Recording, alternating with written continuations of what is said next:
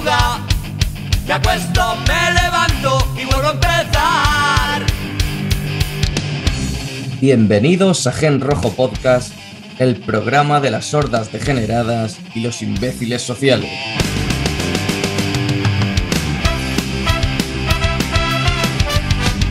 Con el adoctrinador histórico Eduardo Taliana y el músico desaplaudido Aaron Duke. En este programa diseccionamos diferentes obras culturales desde una perspectiva de clase.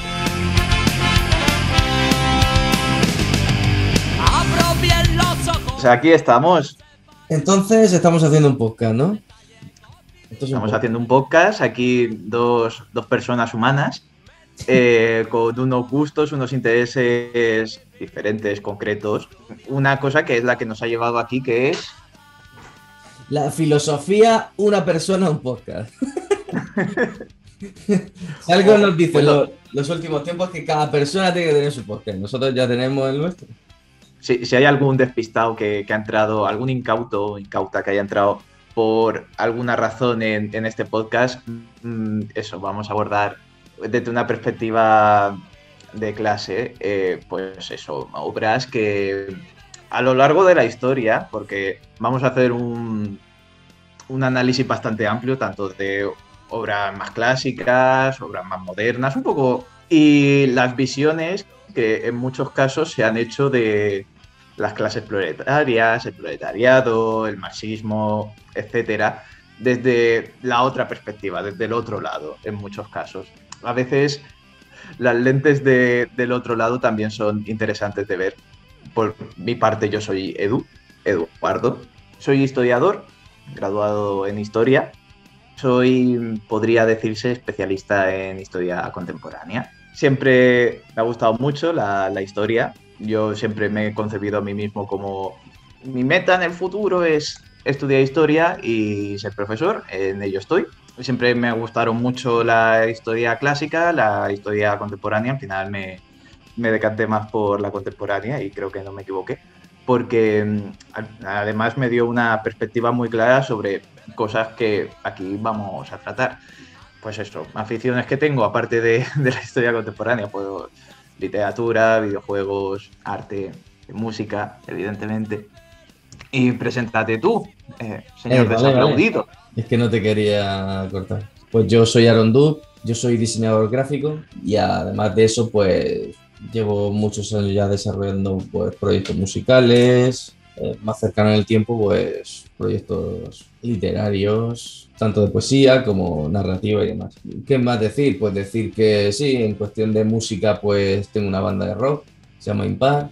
También hago ciertos eventos y conciertos y tal de manera acústica con guitarra y voz, sobre todo relacionado en ámbitos políticos, que de eso, bueno, pues también comentaremos cosas y tal. O sea, la ligazón que puedo tener con estos temas, pues yo desde que tenía 12 años o así empecé a escuchar música y sobre todo música política, y entonces a partir de ahí pues me empezó han ido en paralelo, digamos, la música con la política y demás.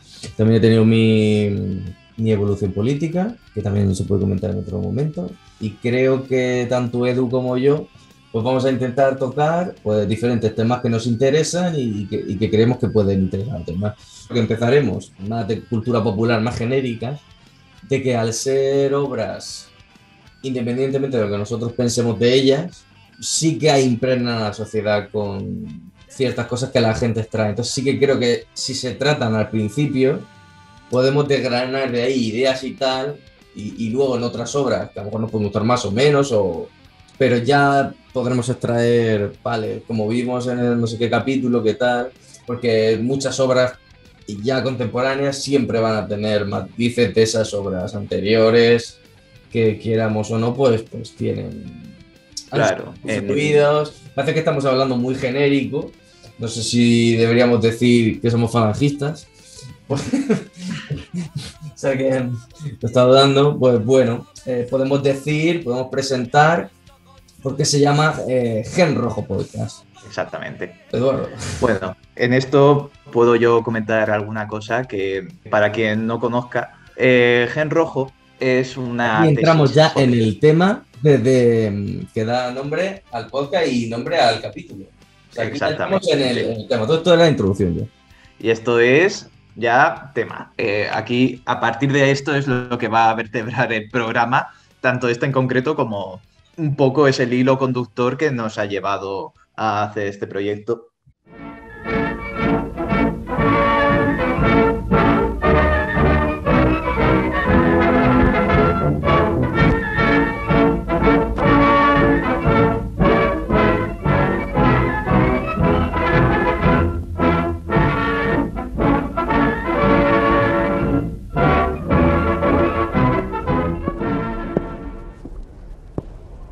Agradezcamos al filósofo Nietzsche la resurrección de las ideas acerca del exterminio de los inferiores orgánicos y psíquicos, multiplicar los selectos y dejar que perezcan los débiles.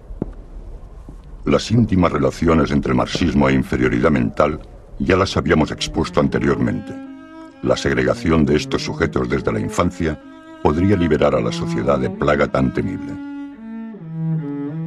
La mujer española ha desempeñado un importante papel en la tiranía roja, participando en el pillaje, en los incendios, en la destrucción de objetos religiosos y también en las matanzas con marcado carácter sádico. Gen Rojo es una tesis que elaboró el psiquiatra Vallejo Nájera, uno de los primeros psiquiatras en España. Y en los años 30 elaboró una serie de tesis que relacionaban conceptos como eugenesia, que en esa época era un concepto muy potente, que se estaba desarrollando en Alemania con los resultados que tuvo, en Italia en menor medida, pero también se desarrolló, y aquí en España, en relación a esos países que eran amigos del régimen político que aquí imperó durante 40 años, pues también hubo ideólogos y hubo científicos de distinta índole que estuvieron en esa trinchera, y uno de ellos fue Vallejo Nájera. Él aplicaba una serie de ideas que había que purificar, había ciertos elementos que eran intrínsecos de lo aristocrático y otros que eran intrínsecos de los plebeyos, el proletariado. Y entonces... Y decir, como un inciso, que uno de los motes que tenía Antonio Vallejo Nájera era el Mengele español. El Por Mengele estos español, mismos correcto. experimentos que estaba comentando Edu.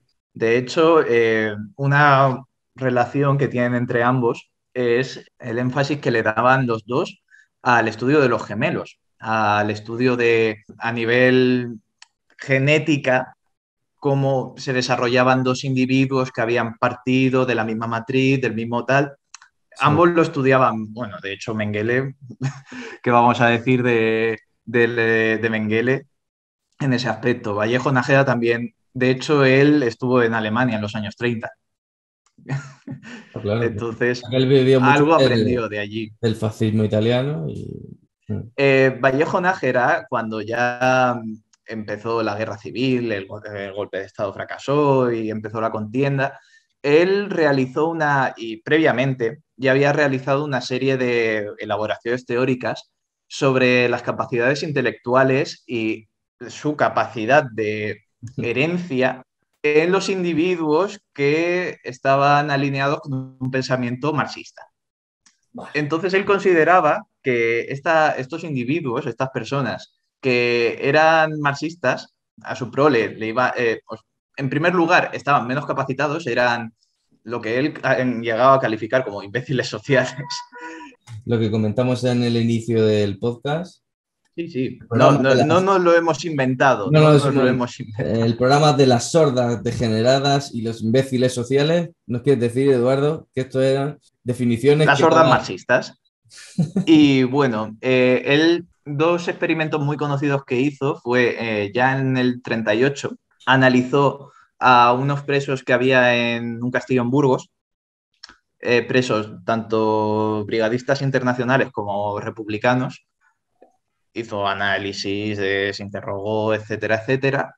Y después también, como el muestreo se le quedaba un poco cojo, digámoslo así, también analizó a una serie de mujeres de Málaga para tener el muestreo completo, tanto varones como mujeres. Sacó una serie de conclusiones que voy a citar textualmente y cosas... ahora... Antes Sí. de esto, Edu, yo por lo que he visto, aunque tiene como, o hasta hace no mucho, o sea, se le sigue considerando prestigioso médico, ¿no? Psiquiatra. Sí, es psiquiatra. Pero claro, aunque su obra prácticamente está, no se edita, la tienen como así un poco oculta, porque claro, Lo que voy a citar ahora son básicamente extractos de Eugenesia de la Hispanidad, que es una obra que, como tú dices, está descatalogada, es del 37, 38. claro, Lo ¿por qué digo él lo ahora mismo. escondía? Eugenesia de la Hispanidad, ya todo. Sí. Es del Eugenesia de Hispanidad, la edición que yo estoy consultando es del 4 de agosto del 38. Vallejo Nájera, en esta obra en concreto, entre otras cosas, por ejemplo, trata temas como... esto es el prólogo, ¿eh? Ponemos en contexto, agosto del 38, todavía está la guerra civil, no está en una fase en la cual los republicanos han perdido mucho terreno, pero todavía hay contienda. O sea, entendemos que los experimentos ya se estaban practicando en plena guerra civil. Sí, sí, sí, sí. No. Sí. En eso, en agosto. De hecho, creo que es entre agosto y diciembre se llevan a cabo esta serie de experimentos. Esta eugenesia de la hispanidad es previa a esos experimentos. Vale. Los experimentos que se publican posteriormente con el título de Biopsiquismo del fanatismo marxista, es que el nombre tiene tal, sí que es la recopilación de esos experimentos que realizó en Málaga. Porque él lo enfoca siempre desde su perspectiva médica, no ideológica, ¿no? Porque eso No, claro. no podían ser marxistas porque eran marxistas, sino porque tienen que tener un gen marxista. Y de hecho, él trata mucho de eso, de desligar una cosa. Estamos en esta época en la cual todo se justifica por la ciencia.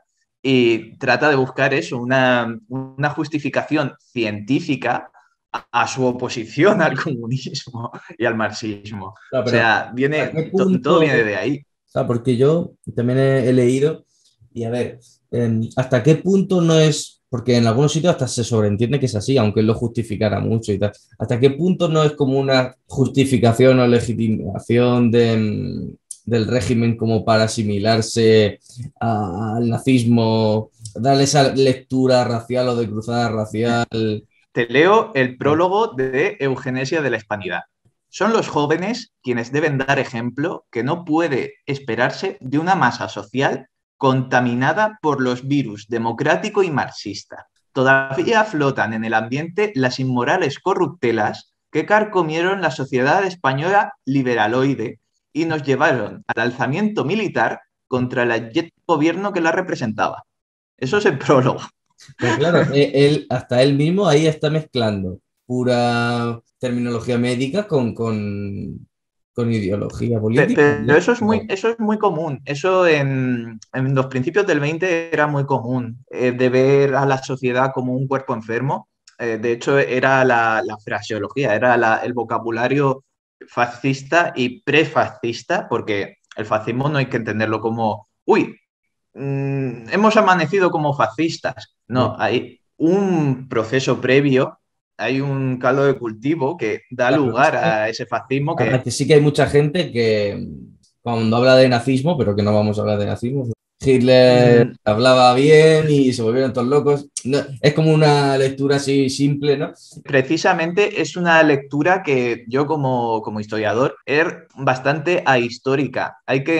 Para realizar un análisis histórico hay que entender todo el contexto y hay que ver las causas y esas causas, sí, pero el fenómeno al que llevaron y las consecuencias que tuvo eso.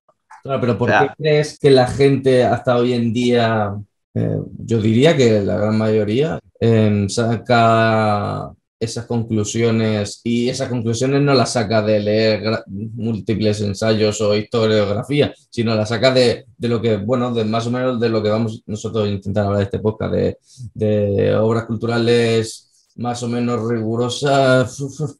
Y entonces, ¿por qué crees que sacan eso? No, te decía lo de los nazis. ¿Tú crees que Vallejo Nájera o quien le financiara o el régimen creía lo del gen rojo? Así por hilar de lo que estamos hablando. O sea, ¿tú lo creías?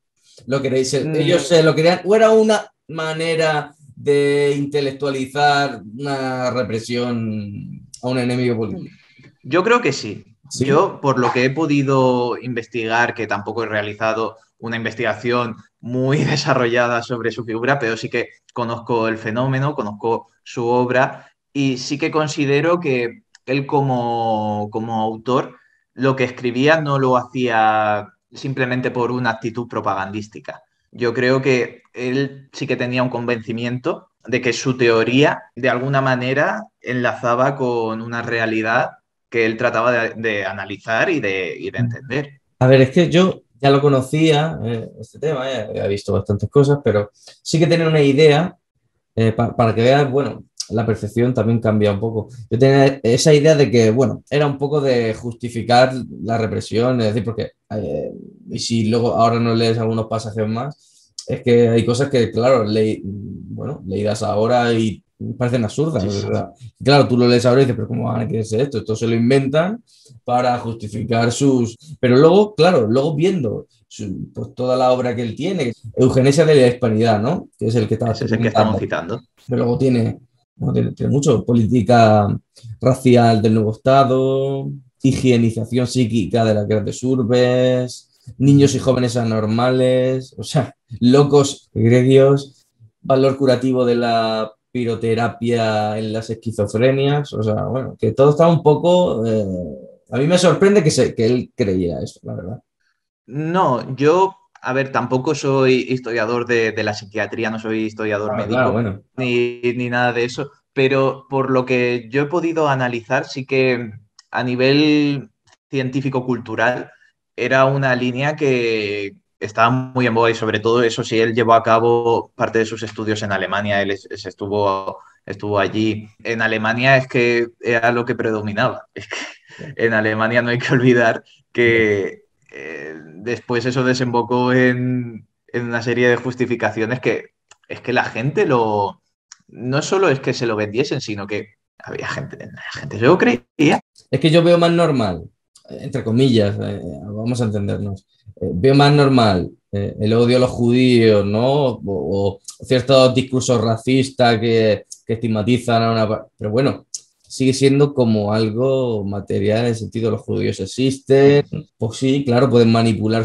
la percepción de la población hacia ellos, pero claro, pensar que una ideología puede ser una enfermedad mental, o que es que es increíble. Por el uso luego que se le ha hecho, en el sentido de que como luego no podían tener hijos, se les quitaban los hijos, se les daban otras familias. Como hay tantos intereses ahí, dices, joder, ¿hasta qué punto te crees esto y hasta qué punto lo estás utilizando para reprimir a tu enemigo, para quitarlas de los hijos, para dárselo a familia de buena familia? Claro, de familias que según él, porque yo por lo que he podido investigar un poco, él idealiza mucho los autores del siglo de oro. Considera que esa época de España, a nivel sobre todo cultural y a todos los niveles, podríamos entrar en un debate, pero que él la idealiza mucho. Dice que después del siglo de oro todo va cuesta abajo, que una vez llegan aquí los Borbones, empiezan a llegar influencias que sí francesas, no sé dónde y tal, que eso ya empieza a pervertir un poco el sentido de la hispanidad, de la raza, y que a partir de ahí empieza a no haber la influencia hegemónica de la hispanidad, empieza a desvirtuarse. Hasta ese momento los valores hispánicos habían servido para articular un mensaje y a partir de ahí, del siglo XVIII, ese mensaje empieza a perder potencialidad. Y de hecho él reivindica mucho a la escuela de Salamanca, al padre Matoria y tal. Y a partir de ahí, de hecho él dice, no hay un liberal español que haya enriquecido la literatura del liberalismo con una idea cuyo valor reconozcan los extranjeros. Ni un socialista, la del socialismo, ni un anarquista, la del anarquismo, ni un revolucionario, la de la revolución. A partir de ahí, España no ha aportado nada. Por un lado está el régimen franquista hablando de la leyenda negra española, pero en este caso este señor no cree que a lo mejor puede ser por esa visión que el resto del mundo tenía de España y bueno. Claro, la leyenda negra es para lo que a ellos le interesa, no para... Ahí está. Pensaba la decadencia, ¿no? Después del siglo de oro y demás, ¿tú crees que lo de los Borbones, ¿vale? ¿Tú crees que eso pudo ser la derecha o la gente conservadora o incluso fascista de esa época? ¿Eso también contribuye a que se acabe con la monarquía o que no contemplen? Lo considero una decadencia en el sentido de eso, de que hasta ese momento, a nivel cultural, España, desde aquí, se habían transmitido una serie de valores que estaban ligadas a eso, al elemento cultural de, por ejemplo, ¿ves? Lo dice aquí. Lo que nos hace falta es desarrollar, adaptar y aplicar los principios morales de nuestros teólogos, juristas, a la mudanza de los tiempos.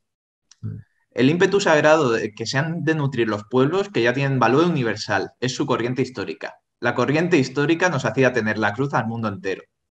Ese valor cristiano en el sentido de propagador de una serie de valores, que al fin y al cabo es lo que él propone como hispanidad, porque él, el concepto, él mismo lo reconoce, que hablar de una pureza genética con todos los cruces genéticos que ha habido en la península ibérica, él mismo lo reconoce, que es muy difícil. Evidentemente, él no habla de presencia musulmana y tal, eso no, pero sí que Claro. habla de el elemento latino, los romanos, los visigodos, incluso dice que algunos nórdicos.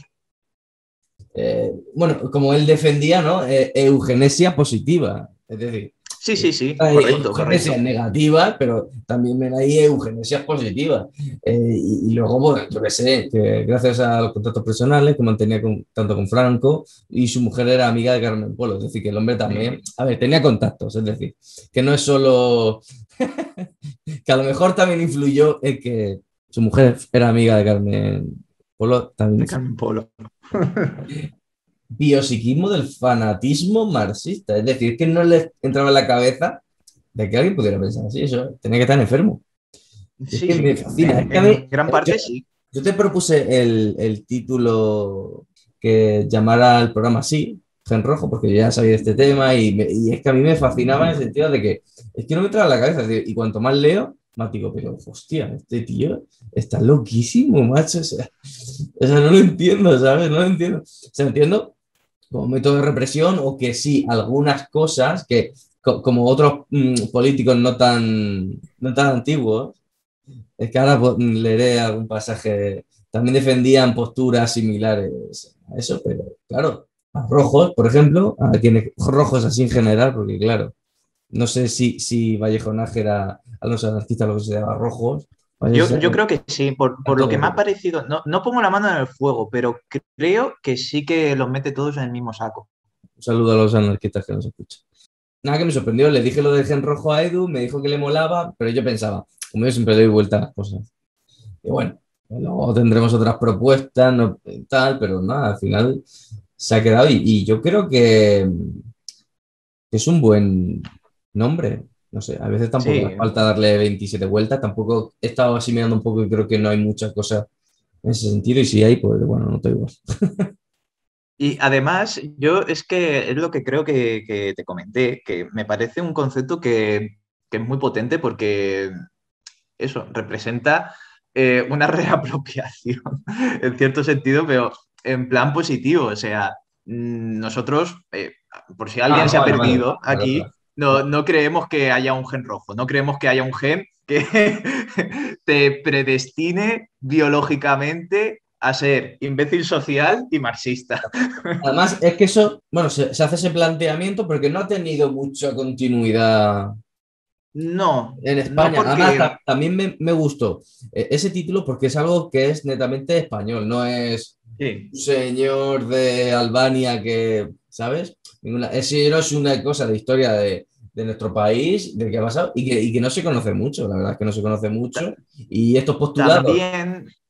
Sí, así sí, no sí. se han desarrollado prácticamente, pero sí, muy matizadamente, sí que sigue habiendo un poco de, bueno, Sí, el prejuicio es una imagen que sí que no a nivel académico, ah, no, porque eso ah, también es lo que te quería comentar yo. Vallejo Nájera era amigo de. ya. Entonces, el régimen, si tuvo una característica, es que fue mutando mucho.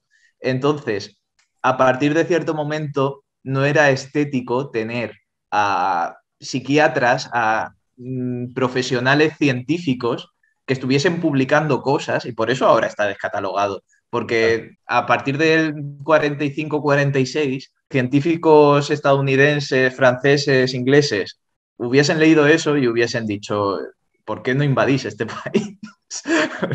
Si sigue siendo lo mismo. Entonces, tuvieron que coger distancia, y por eso después hay fotos de ese señor con presidentes de otros países dándose abrazos muy fuertes, porque venía muy bien que hubiese un señor que fuese abiertamente anticomunista, pero que no fuese abiertamente nazi ni Claro, fascista. O porque sea, que podía ser muy autoritario, que podía ser muy tal, pero que no fuese abiertamente lo que había sido Alemania e Italia.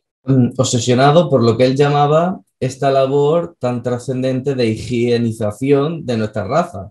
¿No? Recordar obsesión, entre comillas, porque claro, ellos no podían enfocar el término de raza como lo hacían, por ejemplo, los nazis. Entonces No. tienen que ser más imaginativos. Por ejemplo, su colaboración activa con el régimen franquista y su cercanía a las teorías defendidas por sus contemporáneos al servicio de la Alemania nazi han provocado que gran parte de su obra haya quedado sumida en el olvido, lo que tú comentabas. Bueno, sí, pero se le sigue reivindicando y sigue siendo... Lo dice él. Desde nuestro punto de vista, nos interesan más los valores espirituales de la raza que nos permitieron civilizar tierras inmensas e influir intelectualmente sobre el mundo. De aquí que nuestro concepto de la raza se confunda casi con el de la hispanidad. Cuando el franquismo habla de raza, realmente es que no está hablando de raza, de una identificación cultural, básicamente. Claro, es que cuando quieren justificar la raza española, el día de la raza, ni biológica, se está refiriendo a lo cultural, a la influencia cultural de España en el mundo, básicamente. Pero precisamente porque el enfoque científico depende mucho del contexto, por mucho que a muchos científicos se consideren que están en una burbuja, que a ellos el medio social no les toca y que están por encima del medio social. El medio social implica al mundo científico y influye en las perspectivas, influye en los objetos de estudio, influye muchísimo, influye mucho. Y estábamos en un momento en el cual el darwinismo social estaba muy en boga, que era básicamente eso, justificar que la aplicación de las teorías darwinistas al mundo social. Los poderosos eran poderosos porque estaban más cualificados para estar en su posición de poder. Claro. Y eso, de hecho... Entonces, y eso era una teoría científica. Y eso era una teoría científico-social, ampliamente aceptada, era consensuada. Pero y también mezclado un poco con algunas cosas metafísicas, la maldad intrínseca de no sé qué, pero o es un trastorno mental, una enfermedad, o es una maldad, o es un... O sea que yo veo bastantes cosas que no tienen ni puto sentido, macho. Es decir, intentaba probar que el adversario era un infrahombre malvado y a partir de ahí, claro, todo podría estar permitido contra él. Porque yo eso lo he comentado desde un punto de vista científico. Sí. La comunidad científica es una cosa, pero después la capacidad que tiene el mundo de la ciencia para transmitir sus mensajes a la población, eso es otra cosa. Eso es una cosa que, por mucho que el régimen no pudiese permitir que científicos considerados como tal escribiesen artículos, el Gen Rojo, que eso fuese una línea de investigación que siguiese abierta, pero sí que podían adoctrinar, sí que podían esos mensajes permear en la población. Y a través pues, de la educación, de la propaganda, cuando tú tienes el aparato del Estado a tu entera disposición, pues puedes plantear una serie de cosas que impactan en el medio social muchísimo. Tanto es así que vamos a viajar un poco en el tiempo. Un político español escribía en 1983 en El Faro de Vigo. Muchas pistas te estás dando. Bueno, era diputado de Alianza Popular en el Parlamento de Galicia y entonces dice, no voy a leer el texto entero, voy a ir leyendo algún pasaje pequeñito y alguna cosa y bueno. Ya en épocas remotas, Existen en este sentido textos del siglo VI antes de Jesucristo. Se afirmaba como verdad indiscutible que la estirpe determina al hombre, tanto en lo físico como en lo psíquico. Y estos conocimientos que el hombre tenía intuitivamente era un hecho objetivo, que los hijos de buena estirpe superaban a los demás. Y han sido confirmados más adelante por la ciencia, desde la propia fecundación. Es decir, esto es básicamente lo que decía Vallejo Nájera, pero de una manera más moderna, pero ya no tan loco como lo que decía Vallejo Nájera. Claro. Entonces, bueno, se va modulando con el tiempo. Uno de los tópicos más en boga en el momento actual en que el modelo socialista ha sido votado mayoritariamente en nuestra patria es el que predica la igualdad humana. En nombre de la igualdad humana se aprueban cualesquiera no más y sobre las más diversas materias, incompatibilidades, fijación de horarios rígidos, impuestos cada vez mayores y más progresivos, igualdad de retribuciones, vamos. En ellas no se atiende a criterios de eficacia, responsabilidad, capacidad, conocimientos, méritos, iniciativa o habilidad. Solo importa la igualdad. La igualdad humana es el salvoconducto que todo lo permite hacer. Es el fin al que se subordinan todos los medios. Ya estamos con lo del fin justifica los medios, que esto... Sí, que además está muy mal entendido. Vale, voy a leer algún trocito más, ya ahora digo quién es. Si alguien no lo sabe, creo que está claro, pero bueno. A lo mejor a la gente le sorprende, porque tampoco es tan conocido esto. Hombre, muy conocido no es, pero Habla de la se han dado. fecundación, el espermatozoide masculino, el óvulo femenino. Así que todo esto hablando de por qué hay familia de buena estirpe y gente de mierda. La imposición de esa igualdad relajaría a cotas mínimas al privar a los más habituales, a los más capaces, a los más emprendedores de esta iniciativa más provechosa para todos que la igualdad en la miseria. Eso ya es más Sí, como cultura justificación neoliberal de Sí. que el comunismo y la igualdad solo igualan por debajo, Claro. igualan siempre Estos son hacia... términos y frases hechas y que es lo que se cimenta toda la imaginería y todos los clichés y todas las... también no solo obras, pero obviamente no vamos a hacer capítulos para eso, pero sí que lo podemos ir comentando conforme si va veniendo a cuento, como el fin justifica los medios, igualdad por la miseria, eso ya lo iremos comentando las cosas que salgan. Igualdad en la miseria, que es la única igualdad que hasta la fecha de hoy han logrado imponer. Estamos hablando de un artículo que escribió el político español Mariano Rajoy. ¡Bien! ¡Viva el vino! Y bueno, pues esto es lo que pensaba Rajoy en el 83. No sé qué edad tenía él en el 83. En el 83 tendría... No podemos comprobarlo. En el 83 tenía 28 años. Pues mira, era casi el pequeño Nicolás de entonces.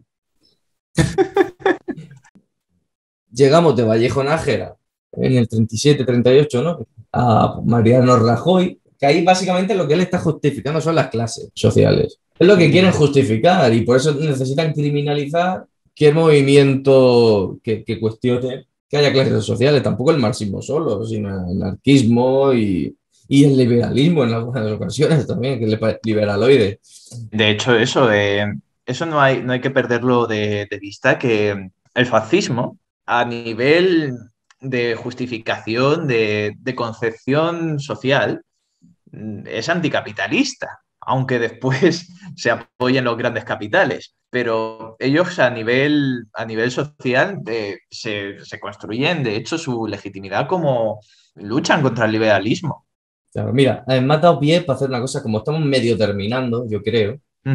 Quiero aquí meter, aunque sea muy torticeramente, lo siento, una sección hablando de fascismo, ¿vale?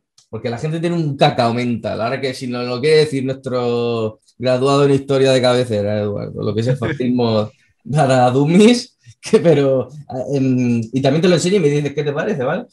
La cabecera de mi sección, ¿vale? Que se va a llamar Cirano enfurecido.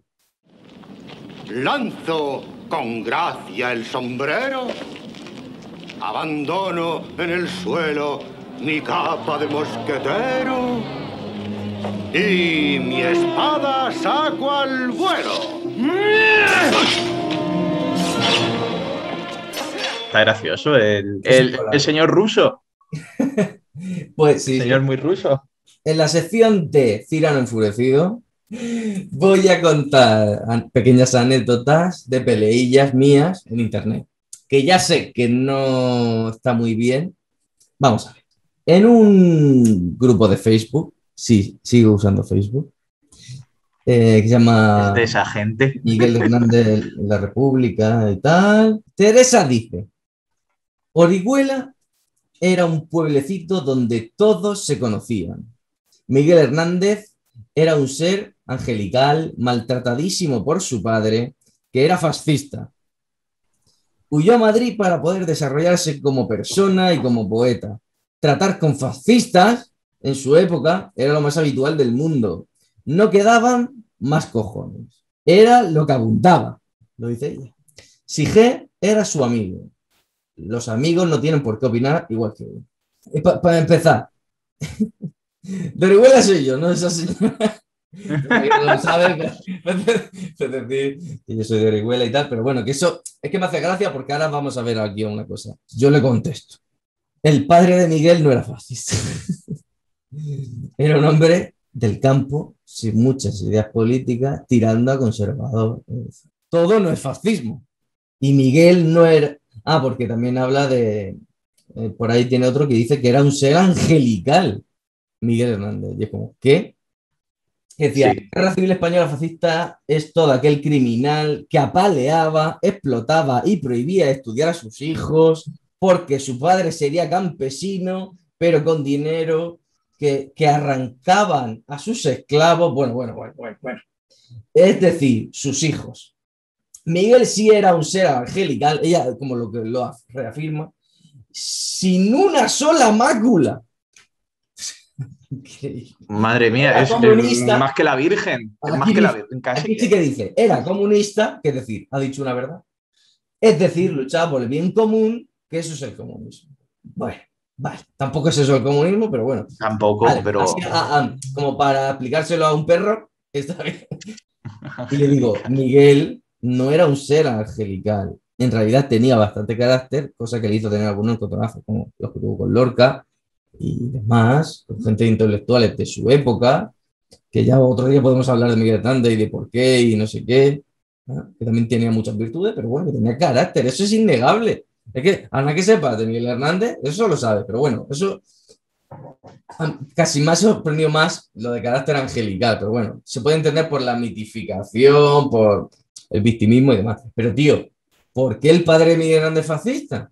Es un término que se ha, hablando mal y pronto, prostituido mucho. Se ha empleado de una manera que ha perdido gran parte de su valor explicativo, porque sí, evidentemente es una cosa que es un fenómeno que marcó mucho la historia europea y mundial en un momento muy determinado y que para explicar lo que era ese movimiento social, político, cultural, era explicativo, pero ha llegado un punto en el que, como tú dices, todo es fascismo.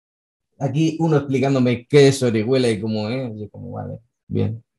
Bueno, les digo que es un error, llamar a todo fascista, que el fascismo es un sistema de dominación autoritario, de clase, en fin. Y entonces ya ahí ella empieza. No sé qué entiende cada cual por fascismo. Yo lo llamo a los maltratadores que pegaban a sus hijos. Yo llamo fascistas a los mismitos que Miguel Hernández se lo llamaba. Y además soy libérrima en libertad de expresión, ya que jamás falta la veracidad histórica. Y como creo que ya te he dado mucha cancha de la que te mereces, mátate solo porque a mí no me dice ni Dios lo que tengo que pensar ni que decir. Adiós. Por cierto, soy filóloga, domino el lenguaje desde su raíz, no me explique lo que es el fascismo porque yo lo sé muy bien, joder, porque soy... que soy filóloga, gilipollas. Y Vale. pues muy bien, señora, pues bien. Es que me parece, a ver, yo sin haber entrado en esa disputa dialéctica por internet, yo creo que, a ver, Teresa, con todos mis respetos, hay que ser un poco humilde. Yo, como historiador, tratar de analizar un concepto histórico desde una base eminentemente filológica, tienes hecho un 10% a lo mejor. Es que, a ver, no sé si se refería a eso, a lo mejor se refería en plan, yo tengo estudios y tú eres un pringao. Eso sería otro debate, eso sería un debate que no lo tendría sé, mucha porque tela, porque yo soy eso panadero, traíamos en otro debate, que es esa gente que considera que por tener un título universitario en los estudios superiores ya es más que ya. gente que no Bueno, los creo tiene. que se refería en el sentido de que sabía exactamente la raíz de dónde venía fascista. Supongo que se refería a que sabía de dónde viene del fascio Ya, y bueno, él pero es sabe que todo eso. los conceptos evolucionan, porque nosotros hemos convenido en extrapolar el concepto fascismo, que es un fenómeno eminentemente italiano, a otros fenómenos que también son, porque aquí en España se puede hablar de fascismo español, hay casos, Sí. ¿sí? Y ahí podríamos entrar en debate de qué es el fascismo español. Así, por ejemplo, Hay casos de... sí, para ligarlo un poco con nuestro tema, ¿no? Por ejemplo, Vallejo Nájera, ¿sería fascista? Yo considero que sí. Vale. Es que luego sabes que están ahí, yo sí, eso sí que lo considero debate. Fascistas son, se le podría decir solo falangista o todo el movimiento nacional y el franquismo era fascista o no era fascismo sino nacionalcatolicismo, pero bueno. Claro, Yo creo que ese es el tema. Es Claro. un debate que se lleva teniendo en la historiografía desde hace 30 años o 40 años y todavía no se ha podido llegar a una conclusión. Hay muchas posturas diferentes. Mi postura personal, yo creo que al franquismo como entero, en bloque, no se le puede considerar un fascismo al uso. ¿Tenía componentes fascistas? Sí. ¿Había sectores fascistas dentro de lo que se pergeñó el golpe de Estado y tal? Sí. Pero el franquismo es que era un movimiento personalista, porque Franco no tenía una...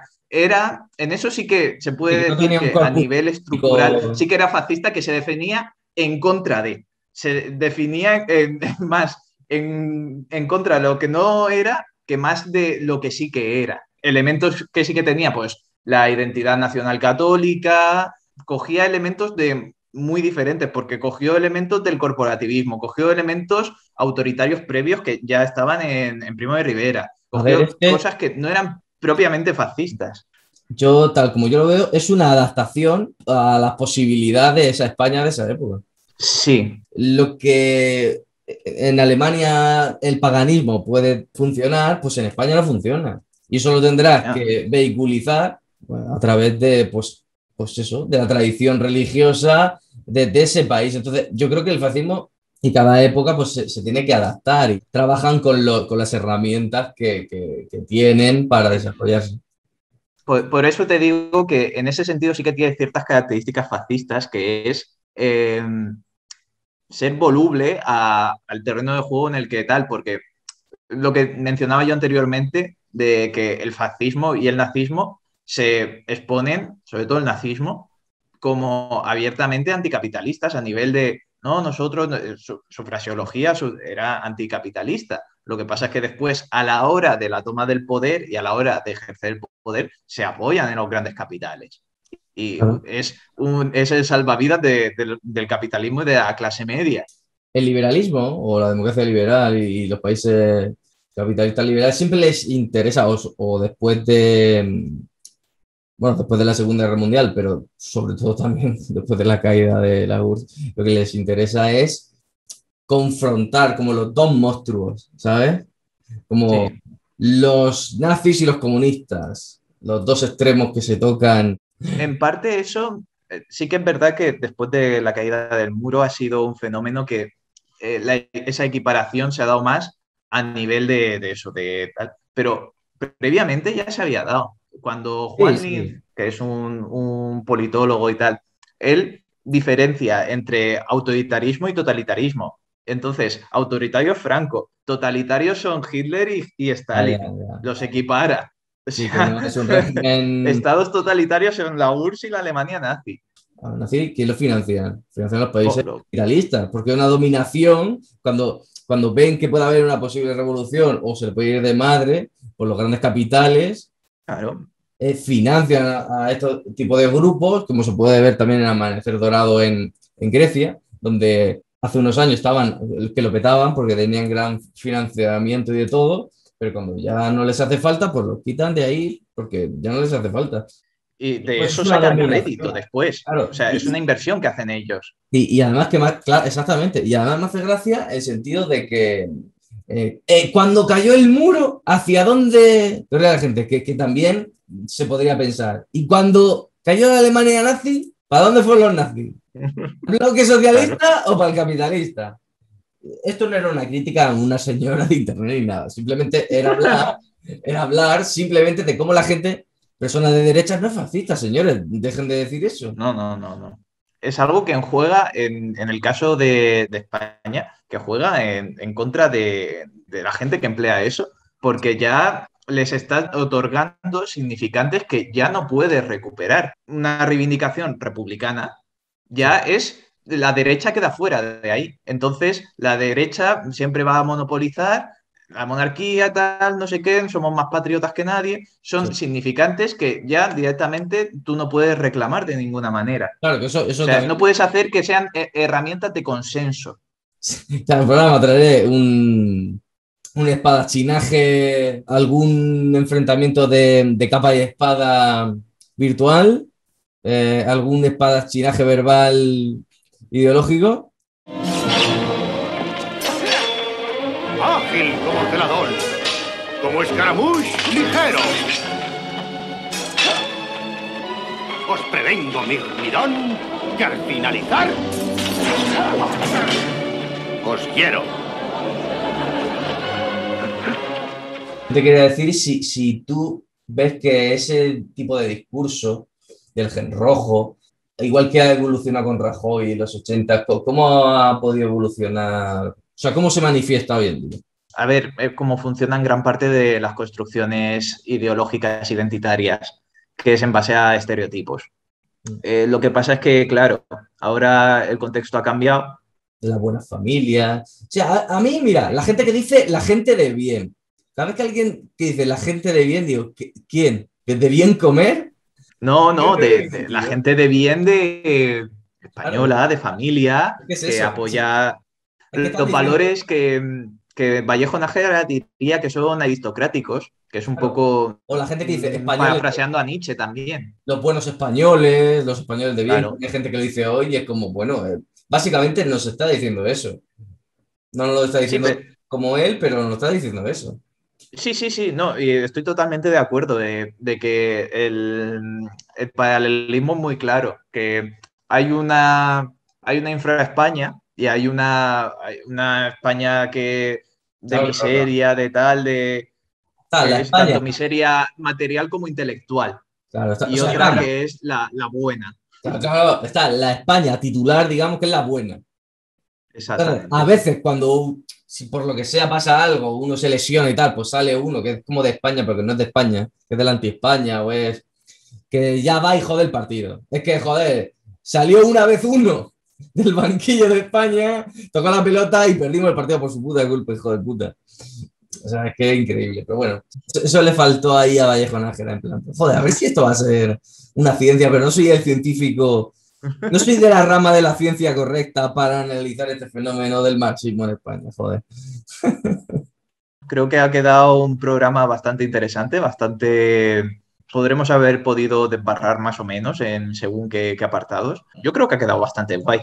Si la gente ha escuchado el programa entero, quien haya llegado al final, le pediría que nos apoyara, que nos comentara, nos compartiera y todas esas cosas, porque nos ayudarían a llegar. Os recomendara temas que le interesan en concreto y lo haremos, porque... Yo, ya para finalizar, terminaremos los programas con una recomendación musical. Una canción de un grupo de skinheads. Es un buen cierre por lo que hemos hablado, porque ese discurso, y encima que es una generalización, como ya hemos comentado.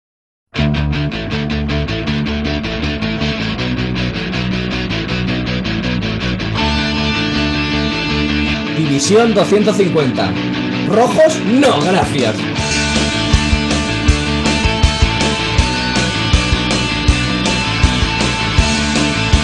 que me lo imagino. ¿Quiere un poco de rojos? No. Después de masacres, dictaduras y muertes, volvéis contando las mentiras de siempre. De España en Italia, Rusia o Berlín, vuestra lista de crimen no tiene fin.